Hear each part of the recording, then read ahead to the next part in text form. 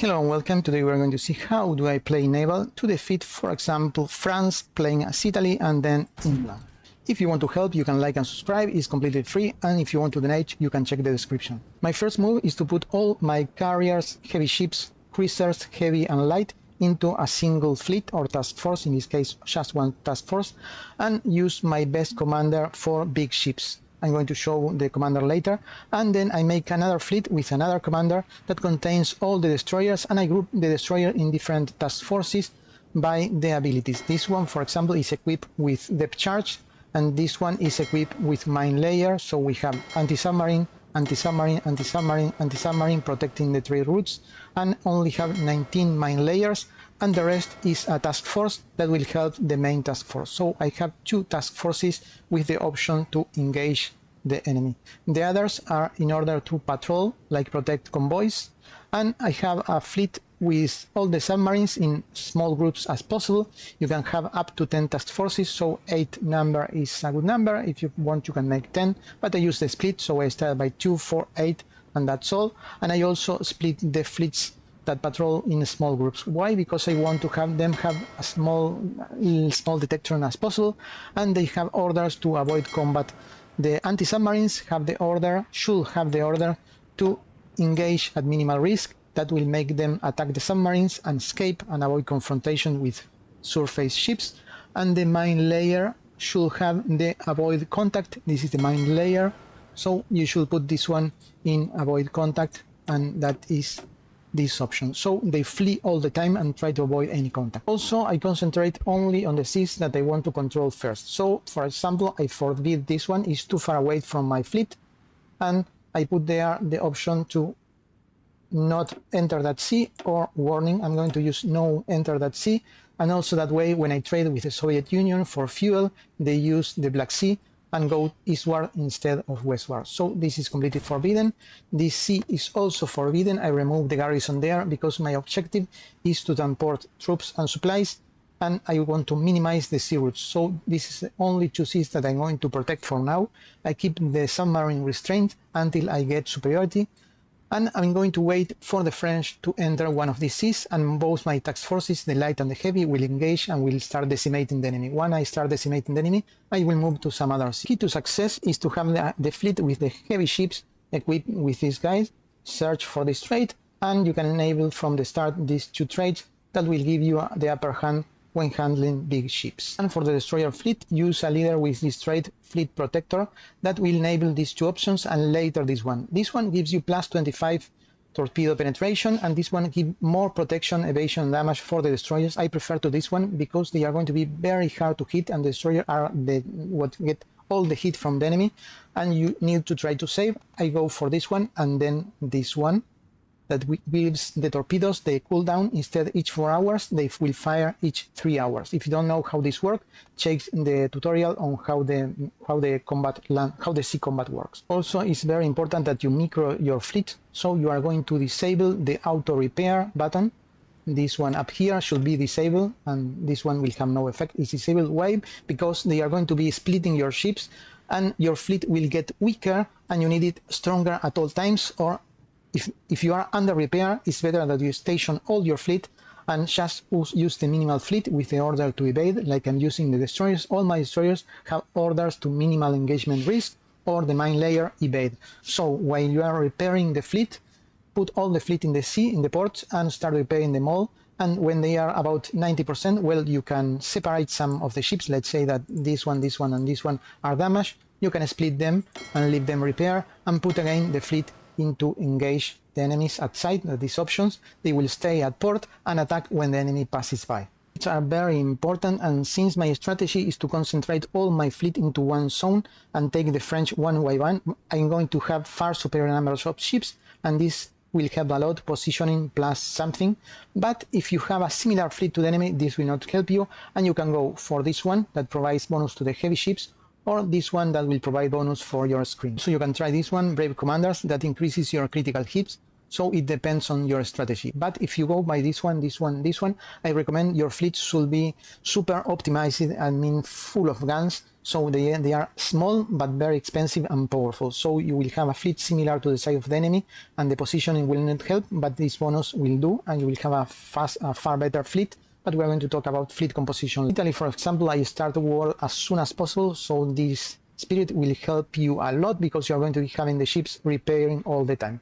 Of course, if you plan to build ships, depending on the path that you are going to go, any of the others could help. But during wartime, this is the best spirit you can choose. And of course, you have ministers that stack very nicely, but this is all nation dependent. Now you should do micro when the war starts. Check all the combats. Maybe you have a fleet with anti-submarines sonar.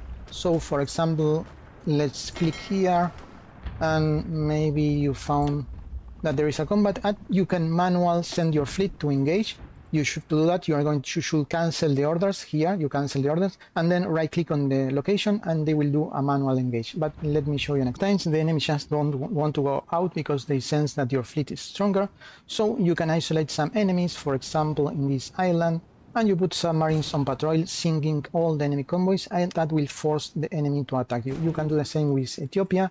The French have some presence there, so you can force them to come with a convoy raiding using your submarines, and when they come to sink your submarines, you have your fleet. Since we were sinking some convoys one after another, we forced the enemy fleet to go out, and our fleet intercepting them. They were in orders to engage, so they are going to be kind of destroyed. They are retreating, but we have superior commanders. More fleet came in, not good for them, too late. But this is going to be a very decisive battle. Let's see the results. Let's see, we can click here, and we lost 1 destroyer, and they lost 18 destroyers, 4 convoys, 1 cruiser. Was a good encounter, but now you must repair all your fleets all together because we probably took heavy damage, and as soon as possible we sail again. All the rest of your fleet is using low engagement risk. They will just keep sinking convoys and submarines and escaping from the enemy fleet, but probably the remains of the French fleet now is repairing, so you have time to repair while they repair, and you rinse and repeat the encounter. This is my last gameplay as Italy just conquered France, so I captured almost half of the French fleet, but take a look at the losses. Last year, you can see the losses by clicking the icon in the upper right, and you will see convoys 0, because using that idea of restricting the trade to a very small area and protecting the area, you are going to suffer 0 losses. Use always 100% convoy escort, and the enemy lost 30 in this. Also light ships, I lost 1 and they lost 33. Cruisers lost 1 versus 3.